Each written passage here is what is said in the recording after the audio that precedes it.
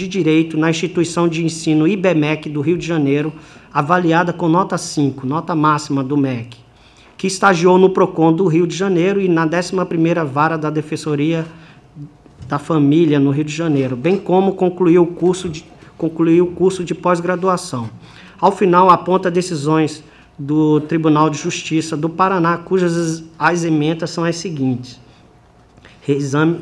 Acórdão número 13.54.085.1, ementa, reexame necessário, ação popular, alegada fraude em concurso público, suposto favorecimento de candidatos que possuíam ligação com o prefeito, ilegalidades não demonstradas, improcedência da demanda, sentença confirmada. Acórdão 12.17.5734, também do TJ do Paraná, ementa, embargos de declaração em apelação civil, ação civil pública, improbidade administrativa, alegação de fraude em concurso público, inocorrência, ausência de provas sobre o fato imputado, omissão não configurada, mero inconformismo com a decisão, embargos de declaração que não se prestam a rediscutir fundamentos da decisão embargada, embargos rejeitados. De fato, assiste razão a candidato. O simples fato de a candidata manter relacionamento amoroso com o filho do prefeito não é evidência ou prova suficiente da ocorrência de favorecimento à candidata ou de irregularidade no concurso público regido pelo edital número 001/2016. Não há nos autos comprovação de que a candidata Marcela Wolff tenha obtido vantagem no concurso em razão de manter relacionamento com o filho do prefeito. Ao contrário, as informações e documentos trazidos aos autos demonstram que a candidata se graduou em instituição de qualidade e excelência reconhecidas. Foi aprovada em prova de suficiência da OAB, frequentou cursos de pós-graduação e preparatórios para concurso público, realizou estágios e exerce a profissão na iniciativa privada, possuindo assim formação acadêmica e profissional suficientes para aprovação no mencionado concurso público. Por fim, ressalto que nem o edital número 001/2016, nem o ordenamento jurídico não impedem a candidata de participar do concurso público. Caio Tenório Figueiredo, processo TC número 10.626/2017. Segundo o representante, a conexão do candidato com a família do prefeito municipal se daria de forma indireta. Caio Figueiredo seria irmão de Paulo Vitor Tenório Figueiredo, cônjuge de Marcela Costa, irmã de Max Beltrão e Jeanine Beltrão, sobrinhos do prefeito municipal de Coruripe, Joaquim Beltrão. Em síntese, o candidato Caio Figueiredo esclarece que não possui vínculo com qualquer pessoa da família ou grupo político do prefeito, que o simples fato de ser irmão de Paulo Vitor Tenório Figueiredo, que o simples fato de seu irmão Paulo Vitor Tenório Figueiredo ser casado com Marcela Costa não necessariamente o torna pessoa com vínculos com a família Beltrão ou parente de Marcela Costa. Informa que Paulo Vitor e Marcela residem atualmente em São Paulo, o que afasta qualquer tentativa de aproximação familiar e suposto elo. Afirma ainda que tais fatos não passam de mera casualidade ou coincidência, uma vez que se trata de concurso público municipal e a diminuta quantidade de candidatos oriundos de municípios vizinhos torna inevitável que muitos candidatos possuam parentes em diferentes níveis de afinidade. Conclui asseverando que participou de inúmeros concursos, obtendo aprovação no concurso público para o cargo de advogado do município de Boca da Mata, que sempre foi aluno exemplar, que foi aprovado no 6º exame da OAB, quando ainda frequentava o 9º período do curso de Direito, e que sempre teve em mente que glória sem esforço é conquista sem mérito, e que somente por meio do estudo conseguimos galgar degraus até então intangíveis. De fato, a relação conjugal entre Paulo Vitor, irmão do candidato Caio Figueiredo, e Marcela Costa, que segundo o representante é irmã de Max Beltrão, membro da família do prefeito Joaquim Beltrão, não o coloca em situação de vínculo em relação familiar, em relação à família ou grupo político do prefeito municipal. Nem sequer pode afirmar que o candidato possui laços afetivos com o casal, e menos ainda com qualquer integrante da família do prefeito municipal.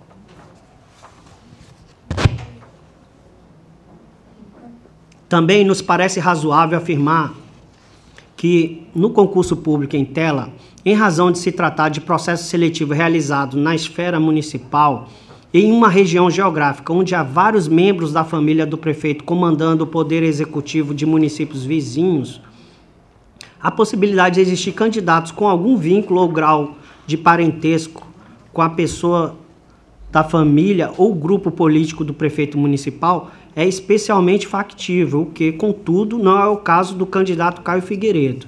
Destaca-se que o candidato comprovou nos autos que fora aprovado em 2 concursos públicos para o cargo de advogado, o concurso público da Prefeitura de Boca da Mata em 2013 e o da Companhia de Saneamento de Alagoas, a Casal, em 2014. Enfim, as justificativas e os documentos trazidos aos autos pelo candidato Caio Figueiredo afastam qualquer indício de favorecimento ao candidato em razão de vínculo familiar ou com grupo político do prefeito municipal de Coruripe, não procedendo às suposições do representante.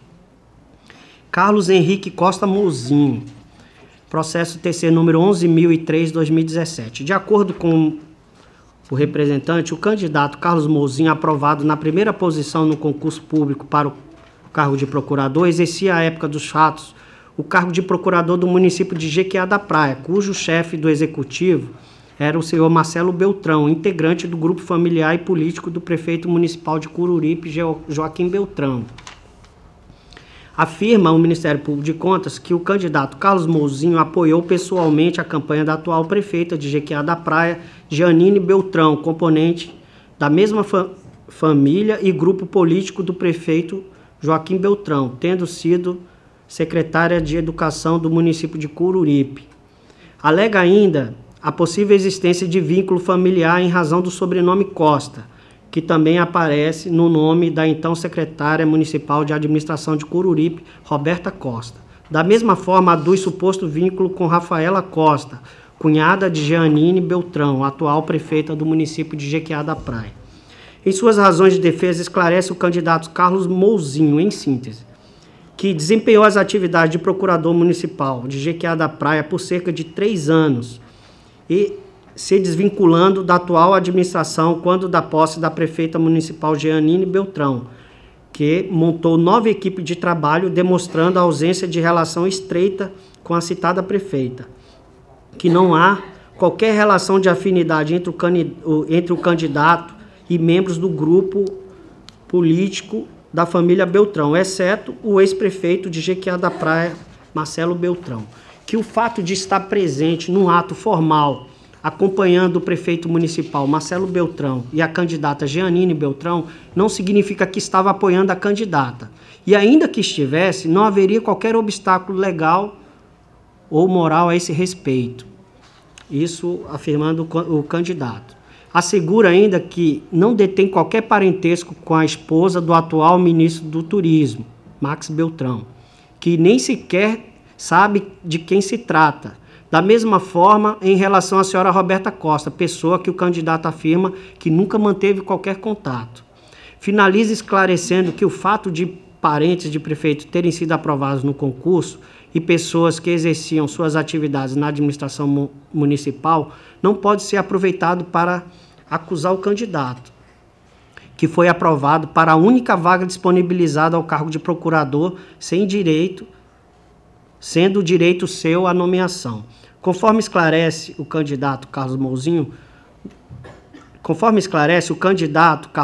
não possui nenhuma relação de parentesco com a Rafaela e Roberta Costa, nem sequer as conhece ou manteve contato com as mesmas. Aqui também, o fato de o candidato ter ocupado o cargo de procurador no município de Jequiá da Praia na gestão do então prefeito Marcelo Beltrão e de supostamente ter apoiado a então candidata a prefeito do município de Jequiá na Praia, não significa que obteve favorecimento ou vantagem no concurso público. Aqui sou eu falando, né? Como afirma o próprio candidato, a sua exoneração do cargo de procurador do município de Jequiá da Praia ocorreu logo após a prefeita eleita Jeanine Beltrão tomar posse do cargo, afastando qualquer ligação ou favorecimento. Não restaram demonstradas nos autos irregularidades ou ligação direta do candidato com o prefeito do município de Coruripe, bem como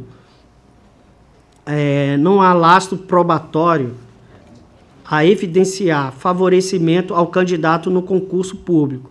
Portanto, aqui também não devem prosperar as alegações do representante. Passo agora ao exame da defesa de Valério José Barreto Beltrão. Afirma o representante que o candidato Valério Beltrão, aprovado na segunda posição do concurso público para procurador, possui vínculo direto com o chefe do Poder Executivo Municipal, uma vez que ambos possuem o mesmo sobrenome, Beltrão.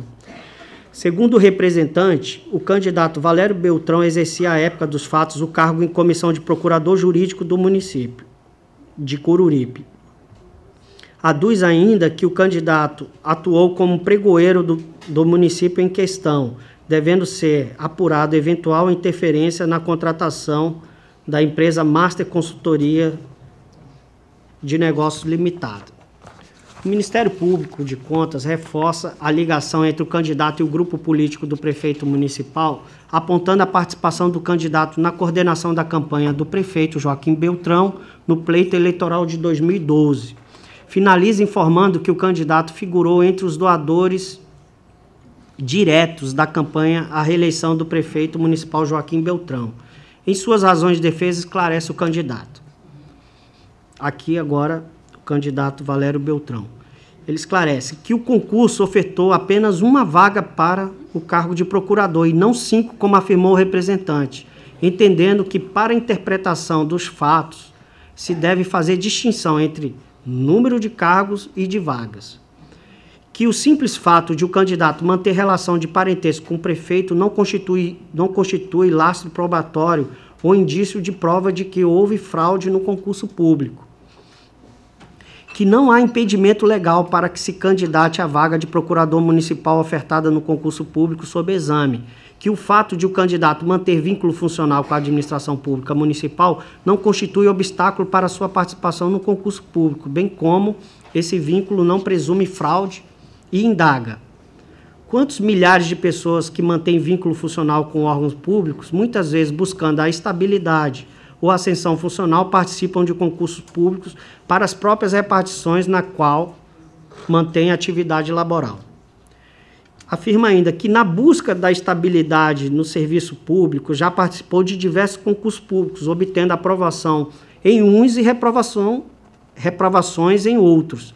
Destaca a aprovação aos 14 anos de idade para a Escola Preparatória de Cadetes da Aeronáutica e de Cadetes do Exército no ano de 2012 e a aprovação no exame da ordem da OAB com nota 8,85, que não há crime ou ilegalidade no fato de ter sido pregoeiro e ter feito doação para a campanha do prefeito, que a doação constituiu nos serviços de prestação de serviço de carro de som de sua propriedade. Aduz que faltam elementos para admissibilidade da representação, uma vez que não dispõe sobre o fato, a autoria e não indica as provas que deseja produzir. Indaga qual o elemento probatório para configurar crime de fraude ao concurso público. Por fim, ataca o modo como foi dada publicidade ao acórdão número 896/2017, na medida em que, visando a preservação dos direitos individuais dos candidatos, se determinou o caráter sigiloso e, de forma contrária, se realizou a divulgação integral do acórdão no Diário Oficial Eletrônico do Tribunal de Contas do Estado de Alagoas. De fato, agora eu passando a análise. De fato, assim como já assentado para os outros candidatos, a simples condição de relação de parentesco com o gestor do município que promoveu o concurso público ou a vinculação laboral do candidato com a administração municipal não são suficientes para se presumir ou caracterizar irregularidade ou fraude no concurso público, ou de outro modo para impedir a participação do parente consanguíneo ou por afinidade ou do servidor público municipal na seleção pública promovida pelo ente. Com relação à discussão sobre o quantitativo de vagas e cargos, assiste razão ao candidato quando afirma que o concurso público ofertou apenas uma vaga para o cargo de procurador e não 5, como afirmado na representação. Contudo, como é do conhecimento do próprio candidato, em 13 de maio de 2016, o prefeito municipal de Coruripe sancionou o projeto de lei número 007/2016, criando no anexo 1 diversos cargos no âmbito da prefeitura municipal, entre eles 5 cargos de procurador, que, em razão de, obviamente, não estarem ocupados, encontram-se vagos, disponíveis para serem providos por meio de concurso público. Portanto, não há impropriedade na afirmação do Ministério Público de Contas ao assentar que estão disponíveis para nomeação 5 vagas do cargo de procurador. No que se refere aos questionamentos sobre a admissibilidade da representação, entendo que não assiste razão ao candidato. Os requisitos necessários à admissibilidade estabelecidos no caput do artigo 191 do Regimento Interno desta Corte de Contas encontram-se todos atendidos. Especificamente, quanto à necessidade de a representação conter informações sobre o fato, no caso, sob exame, as informações dizem respeito ao suposto favorecimento de candidatos aprovados para o cargo de procurador do município de Coruripe. Quanto à autoria, verifico que está explícita no exordial do Ministério Público de Contas, quais sejam o prefeito do município de Coruripe e a empresa que promoveu o concurso público, a Master Consultoria de Negócios. Com relação à indicação das provas, observo que bastam para admissibilidade indícios de provas. E nos autos existem diversas, por exemplo, os documentos relativos ao procedimento de licitação pública, até porque se trata de fase processual em que se realiza um exame perfunctório dos fatos e documentos trazidos ao conhecimento do órgão de controle externo. Ainda sobre os requisitos para admissibilidade, argumenta o candidato que a representação não contém o nome, a qualificação, a cópia do documento de identidade e o endereço do denunciante. A esse respeito, assento que a parte denunciante destes autos é o Ministério Público de Contas, devidamente qualificado na inicial desta representação. No que diz respeito à violação do sigilo da presente representação, de fato, embora o Tribunal Pleno tenha determinado o sigilo dos atos processuais no item 5.1 do Acórdão número 896/2017, verificou-se que a ampla divulgação da decisão, notadamente com a publicação na íntegra do Acórdão 896/2017 no Diário Oficial Eletrônico do Tribunal de Contas do Estado no dia 1º de junho de 2017, quando se deu essa publicação. A despeito desse fato, não vislumbro prejuízo ou dano moral a qualquer das partes ou interessado nos autos. Uma, porque o mencionado acordo não atribui culpabilidade nem emite um julgamento prévio dos fatos representados. Duas, porque o que há é a notificação e citação das partes interessadas para se manifestarem sobre os fatos representados, bem como a determinação para o órgão de fiscalização desta Corte de Contas, a DEFAFON, apure os fatos e verifique a procedência das alegações das partes envolvidas. Enfim, quanto ao candidato em tela, não foram demonstradas irregularidades ou participação deste no ato em ato ilegal que pudesse caracterizar ou evidenciar seu favorecimento no concurso público sob exame. Dessa forma, não devem prosperar as alegações do representante quanto ao candidato em tela. Em verdade, o que se deve perquirir nestes autos é se o concurso público lançado pelo edital número 001/2016 e a aprovação dos candidatos se pautarem em procedimento regular, escorreito e sem defeito.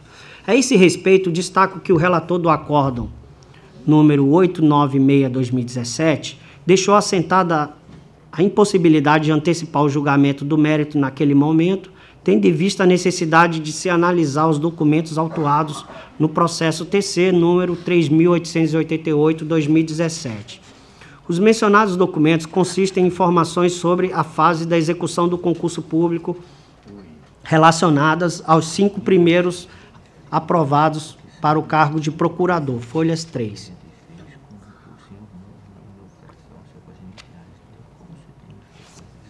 Tais como cópia do relatório de análise e resultado dos recursos contra os gabaritos da prova para o cargo de procurador, folhas 4 a 14, cópia da ata de abertura e encerramento das provas para o cargo de procurador e relação de presença dos candidatos ao cargo de procurador, folhas 15 a 38, cópia do cartão resposta e das provas aplicadas aos 5 primeiros classificados para o cargo de procurador, folhas 50 a 101.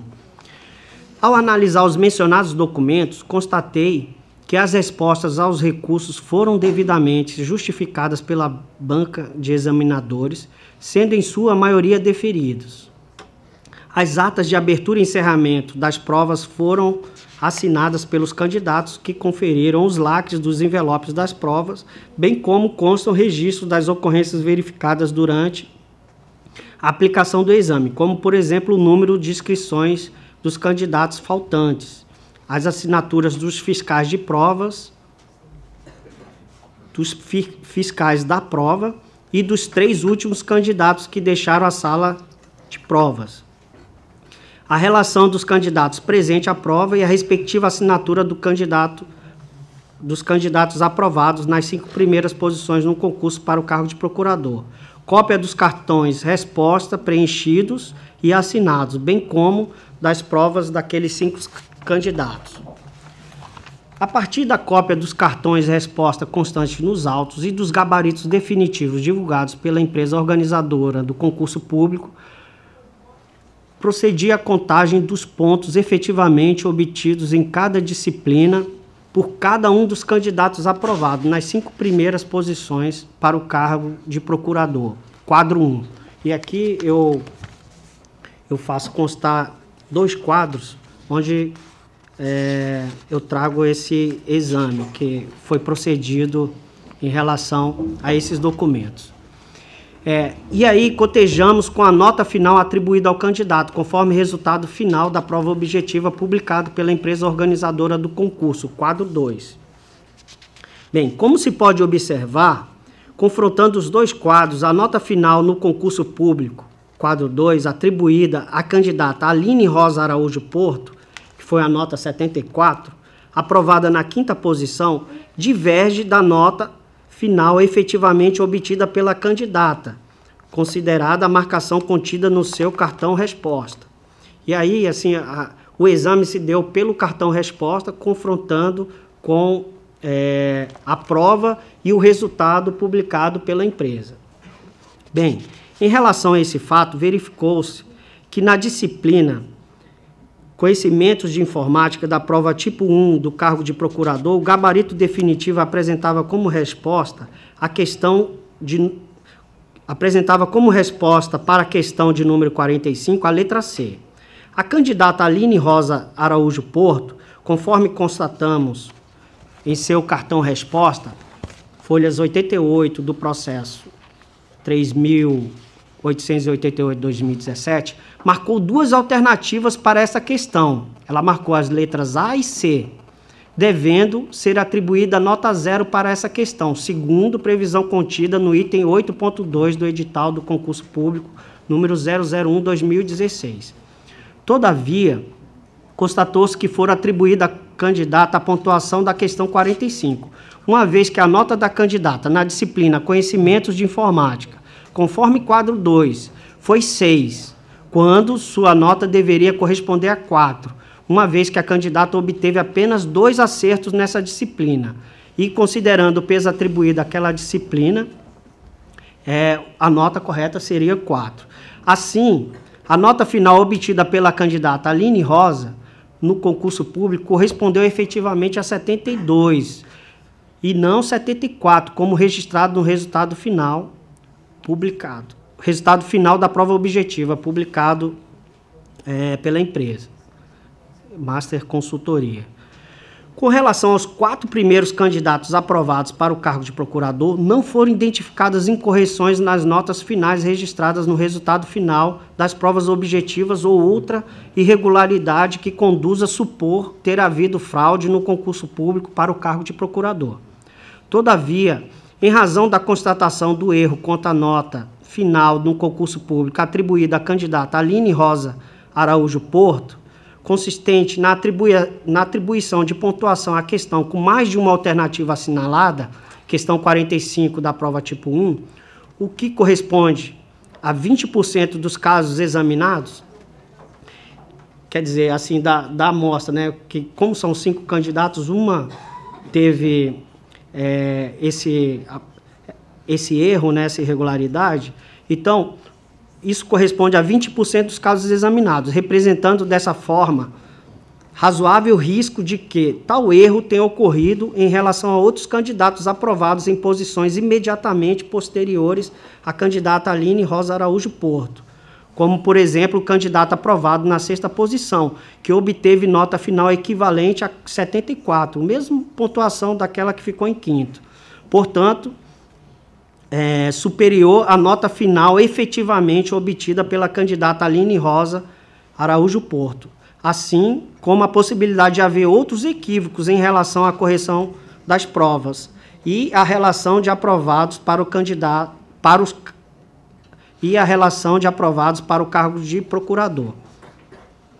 Assim, impõe-se à Prefeitura Municipal de Coruripe, na condição de contratante da empresa organizadora do concurso público, exija que essa esclareça os motivos pelos quais não atribuiu nota 0, como previsto no edital número 001/2016, ao quesito com mais de uma alternativa marcada e que promova nova contagem dos pontos obtidos pelos candidatos que realizaram a prova do concurso público para o cargo de procurador, bem como divulgue nova lista ou relação de aprovados para o referido cargo.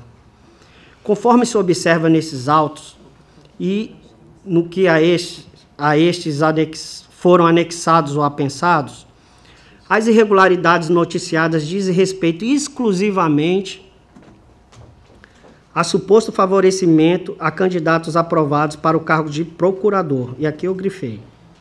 No que se refere à seleção para os demais cargos previstos no edital número 001/2016, não há nestes autos qualquer menção, comunicação ou notícia de irregularidades que comprometam o concurso público em relação àqueles cargos.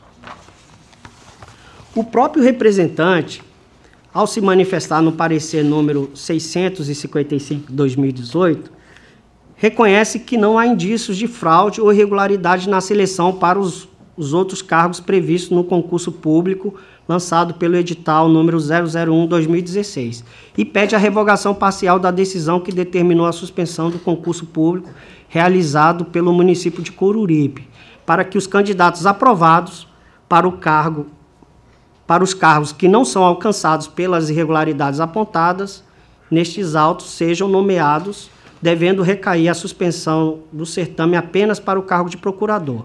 E aqui eu reproduzo os termos do parecer do Ministério Público de Contas, que eu acho dispensável agora nesse momento, que já foi tratado diversas vezes. Dessa maneira, considerando que não existem notícias ou, ao menos, indício de prova de irregularidade ou fraude capaz de justificar a manutenção da suspensão das nomeações dos aprovados para os demais cargos, que não de procurador, no concurso público do município de Coruripe, lançado pelo edital número 001/2016, considerando também que a supremacia do interesse público, consubstanciada numa atuação estatal voltada para atender às necessidades coletivas de maneira eficiente, considerando ainda o direito subjetivo dos candidatos aprovados dentro do número de vagas ofertadas em concurso público serem nomeados, reputo inapropriada a manutenção da medida cautelar que determinou ao prefeito municipal de Coruripe em relação àqueles cargos que se abstivesse de nomear e dar posse aos aprovados no referido concurso público. No que diz respeito às supostas irregularidades apontadas no processo licitatório que resultou na contratação da empresa Master Consultoria, o representante aduz que dizem respeito a falhas formais, não comprometendo a utilidade ou validade do concurso público, não sendo motivo capaz para justificar a anulação do concurso público. Portanto, em razão desse pronunciamento, deixo de examinar nestes autos as supostas irregularidades apontadas no processo licitatório instaurado para a contratação da empresa organizadora do concurso público, a Master Consultoria, bem como as razões de defesa do prefeito municipal em relação às supostas irregularidades, devendo tal análise ser realizada no processo número 6.943/2016, aquele em que consta o processo licitatório. E aqui passa a conclusão. Diante do exposto, considerando as competências constitucionais legais conferidas a esta Corte de Contas, notadamente aquela estabelecida no artigo 71, inciso 9 da Constituição Federal e no artigo 97, inciso 7º da Constituição Estadual, voto no sentido de que este Tribunal Pleno, no uso de suas atribuições, decida: 1. Determinar a revogação parcial da medida cautelar deferida na decisão monocrática número 014/2016, de 27 de dezembro de 2016 e homologada pelo Tribunal Pleno desta Corte de Contas por meio do Acórdão 896/2017, de 25 de maio de 2017, publicado no Diário Oficial do Estado, no Diário Oficial Eletrônico do Tribunal de Contas do Estado, de 1º de junho de 2017, que suspendeu a nomeação dos aprovados no concurso público do município de Coruripe, lançado pelo edital número 001/2016, permanecendo seus efeitos apenas em relação aos candidatos aprovados para o cargo de procurador. 2. Determinar o prefeito do município de Coruripe, Joaquim Beltrão Siqueira, na condição de contratante da empresa responsável pela organização do concurso público lançado pelo edital número 001/2016, exija que a empresa contratada esclareça os motivos pelos quais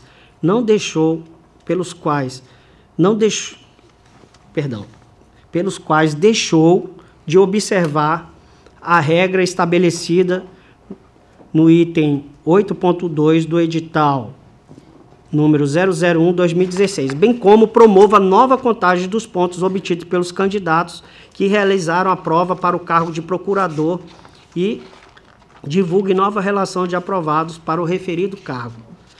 E aqui essa providência é necessária em razão de que aquele que está classificado em sexto, em razão da constatação do erro da nota daquela que ficou na quinta posição, ele, se a prova dele, se o cartão resposta estiver efetivamente correto, ele passaria à quinta posição. Isso é só um dos fatos. Então, é necessário que seja feita uma nova avaliação desses candidatos. 3. Determinar o prefeito do município de Coruripe, Joaquim Beltrão Siqueira, que após a adoção das providências prescritas no item 2 anterior, informe esta Corte de Contas sobre as medidas adotadas. E 4. Determinar o sobrestamento dos autos até que as medidas determinadas no item 2 precedente sejam adotadas e comunicadas a esta Corte de Contas. E 5. Dar ciência dessa decisão às partes e aos demais interessados nos autos, na forma do artigo 200 do Regimento Interno desta Corte de Contas. E 6. Da publicidade da parte conclusiva da presente decisão no Diário Oficial do Estado. No Diário Oficial Eletrônico do Tribunal de Contas do Estado de Alagoas. É como voto, senhora presidente. Passamos à discussão. A palavra ao conselheiro Rodrigo. Eu tenho uma impressão que eu subscrevi a representação ou alguma manifestação do Ministério Público de Contas. Eu gostaria de consultar o Ministério Público de Contas. Foi o colégio. Olha, eu não identifiquei, doutor Rodrigo. Sim, na primeira representação,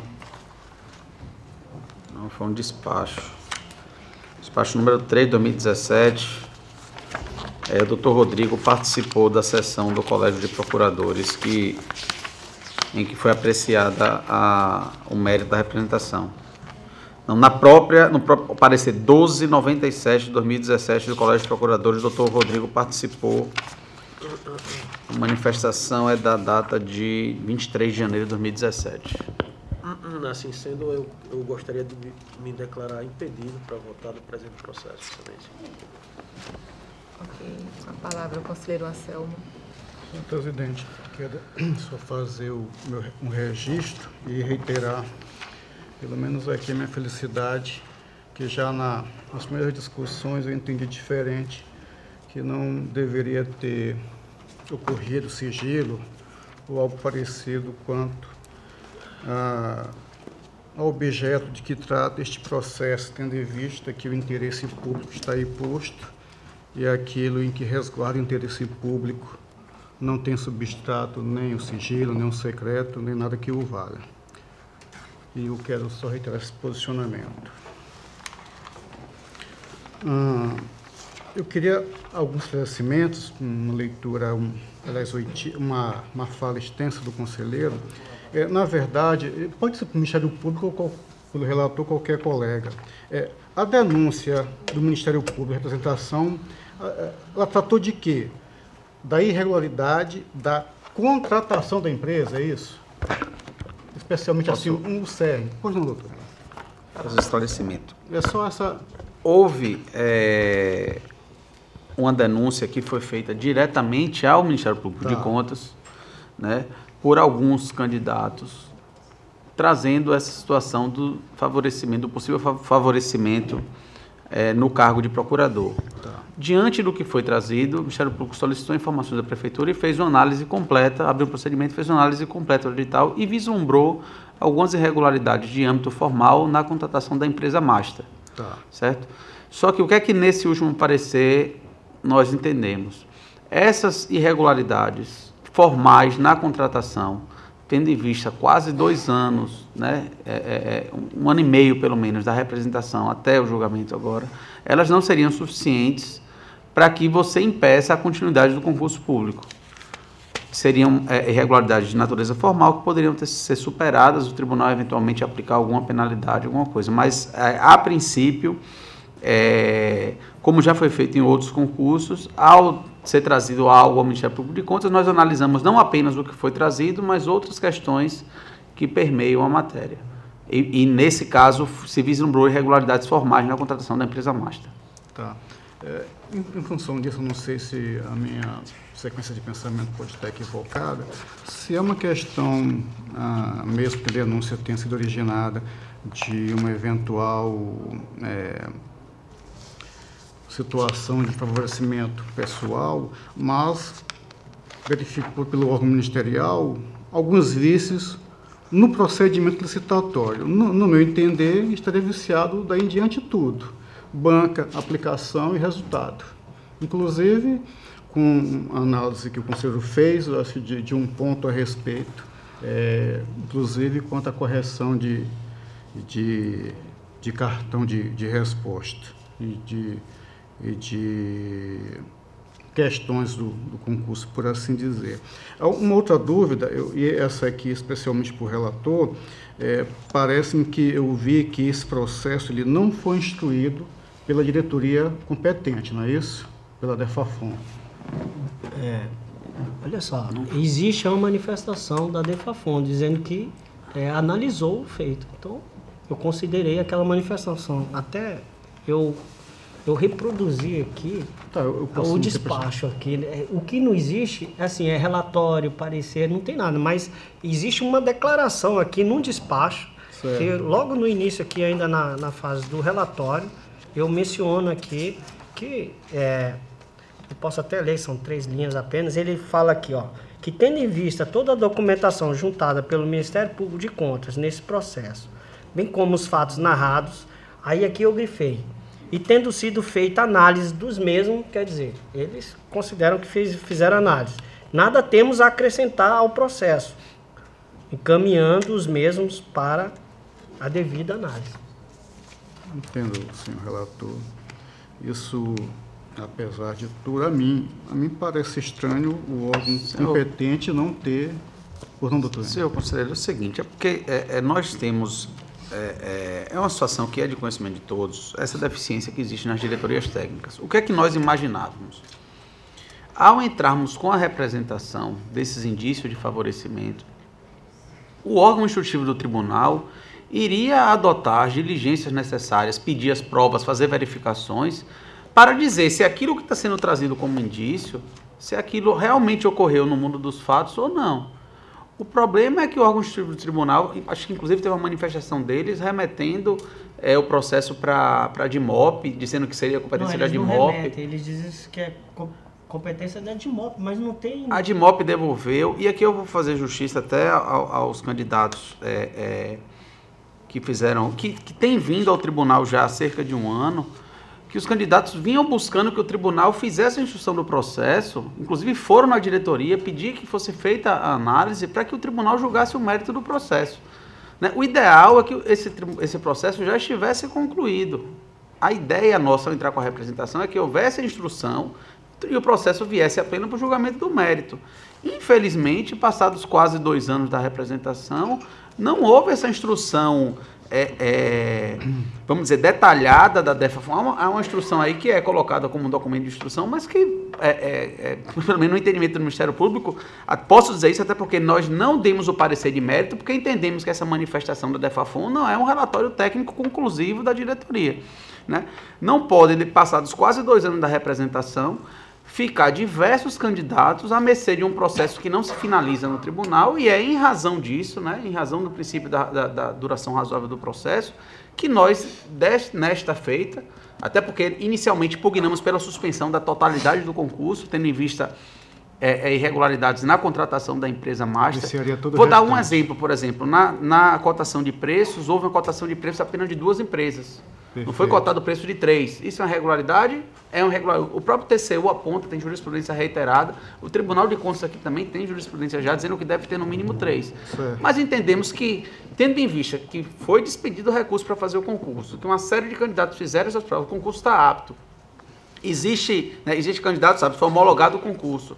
Existem contratações irregulares sendo feitas no município. Só pesando tudo isso é que nós estamos dizendo que, olha, essas irregularidades de âmbito formal, elas devem ser superadas pelo tribunal para permitir que a prefeitura contrate e faça a convocação dos aprovados no concurso público. O ideal é que um processo desse durasse 3, 4, 5 meses no máximo, não 2 anos.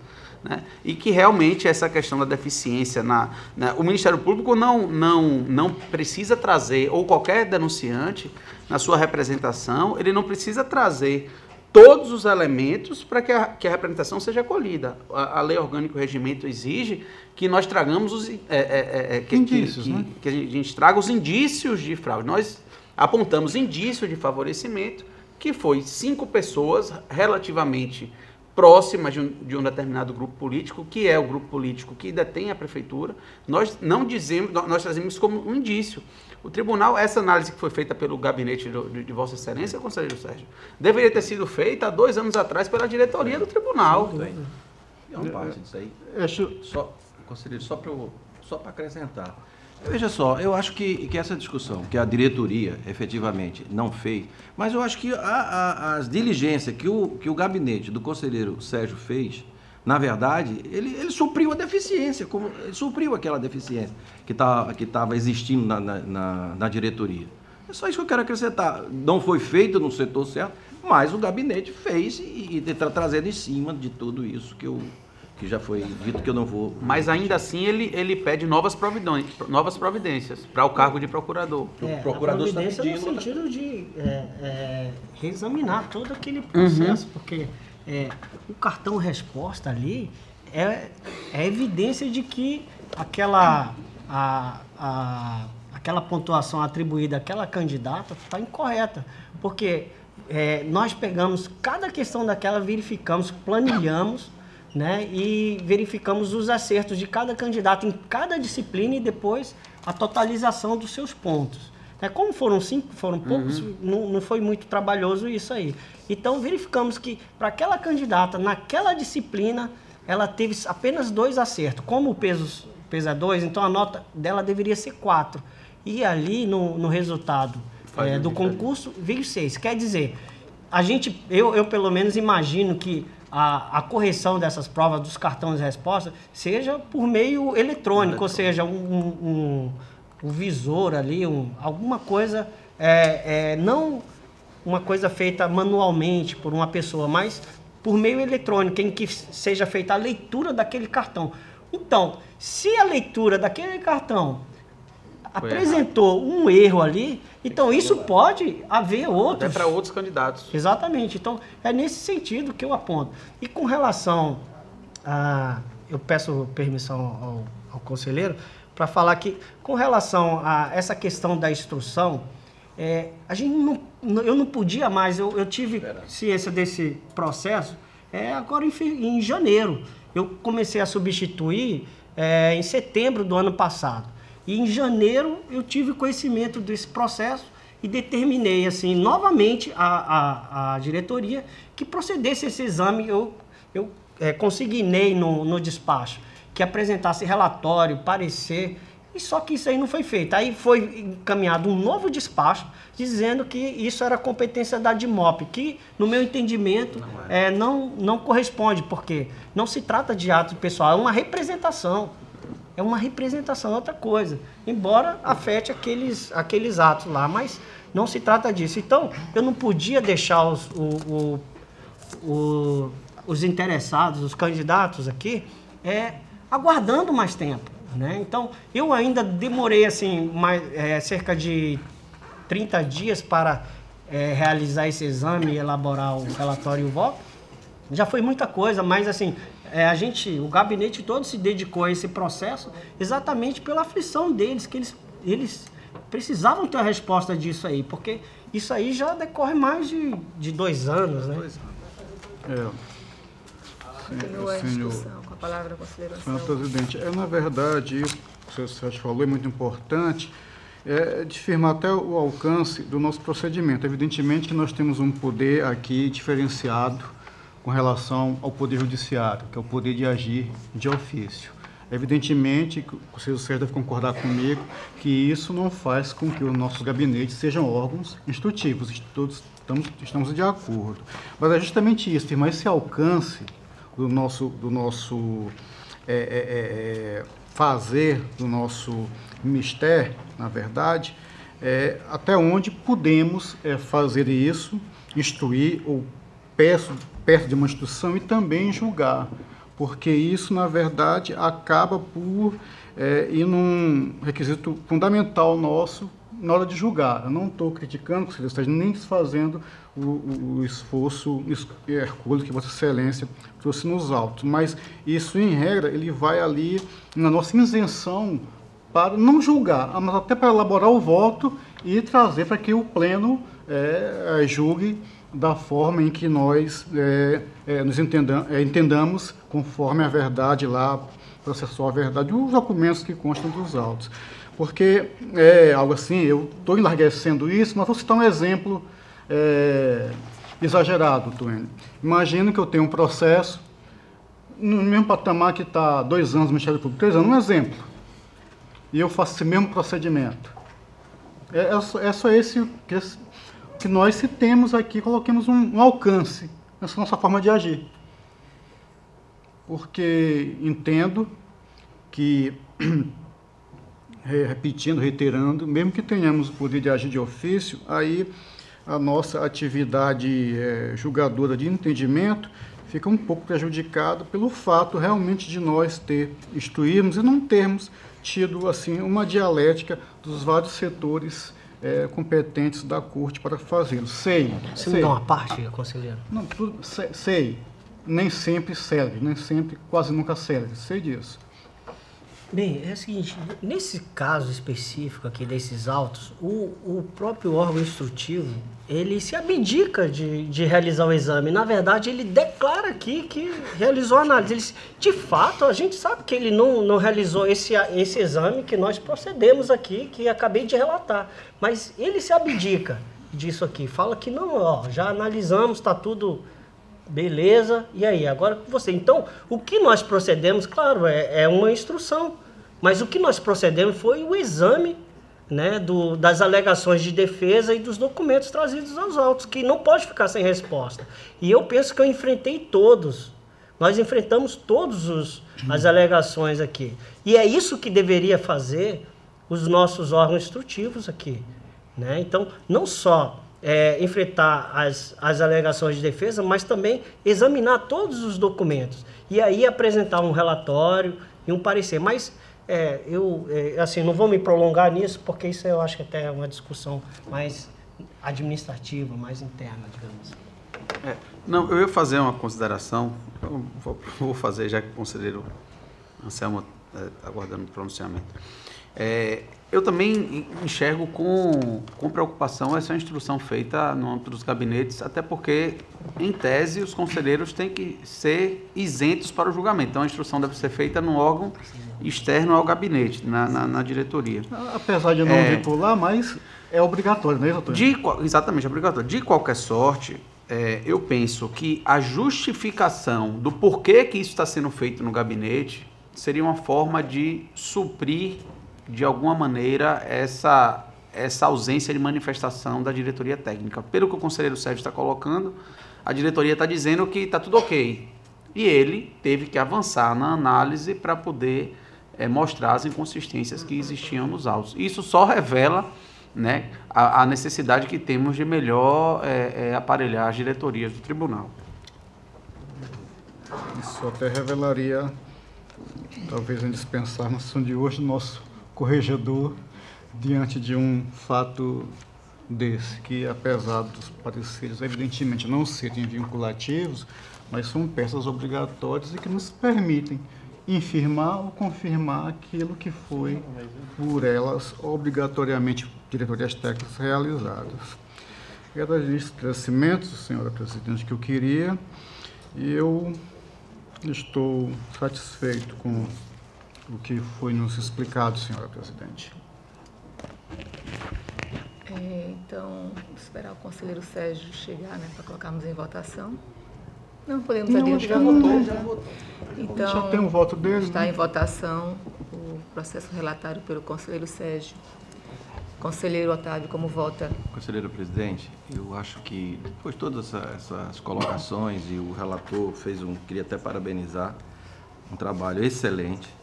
Eu acho que pela vamos dizer assim, uma deficiência nossa, nós não podemos penalizar a sociedade como um todo. A sociedade já está cansada dessa demora, que ninguém aguenta mais, das coisas efetivas que precisa da agilidade em todos os tribunais de conta, Tribunal de Justiça, todos. Então, na íntegra, eu voto com o relator. Conselheiro Anselmo.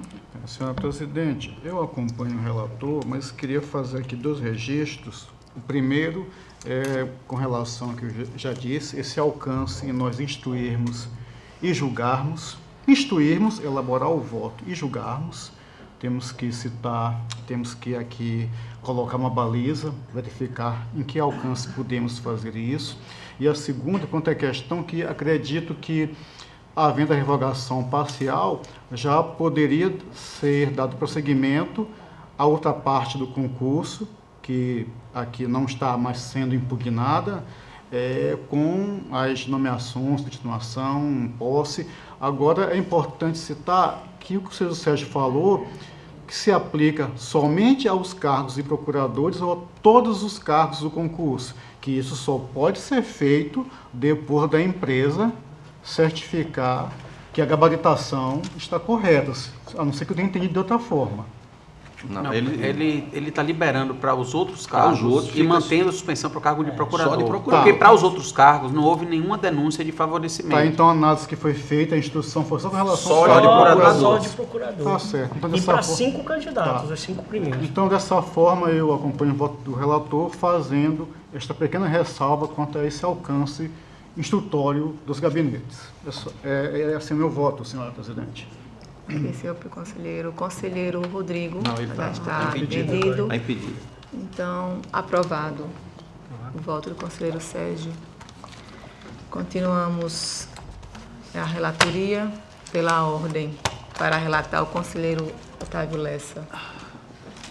Senhora presidente, senhores conselheiros, eu tenho em mãos o processo TC 5364/2009, que trata versus autos sobre a prestação de contas oriunda da Prefeitura de Santa Luzia, referente ao exercício financeiro de 2008. Os autos tiveram o trâmite evoluído à diretoria competente, DEFA foi em seguida encaminhada a este gabinete, onde as instruções processuais verificou-se a ausência dos seguintes documentos: cópia dos extratos bancários exercício 2008, termo de referência da tesouraria, cópia do relatório resumido, cópia do relatório de gestão fiscal e cópia das prestações de conta, 10 anexos das